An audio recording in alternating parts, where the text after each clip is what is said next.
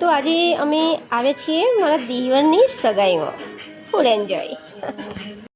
જોકે મેકઅપ શેકઅપ તો ઘરેથી કરીને આવ્યા હતા, પણ આ તો દેવરની ટાંગ ખીંચવા માટે આવીને આગળ ઊભા રહીને થોડા નાટક કરવાના, બીજું કાંઈ નહીં.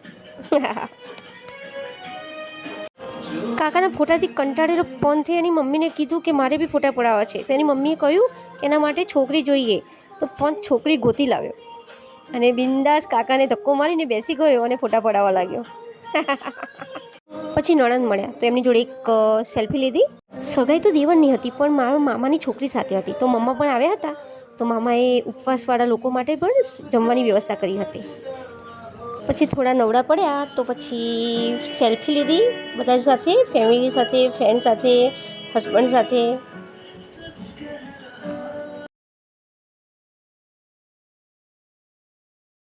પછી ટાઈમ થયો એટલે અમે વિચાર્યું ચલો ઘર ભેગા થઈએ. તો પછી નજીકનું બસ સ્ટેન્ડ અમારે મોડાસા થાય તો ત્યાં ગયા. તો મેં હસબન્ડને સ્ટ્રિક્ટલી કહ્યું કે કોઈને ખબર ના પડે એમ મારો વિડીયો ઉતારજે.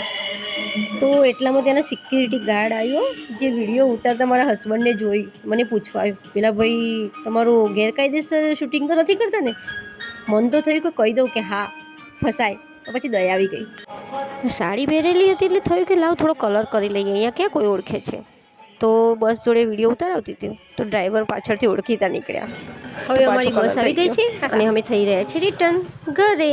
Tata bye bye.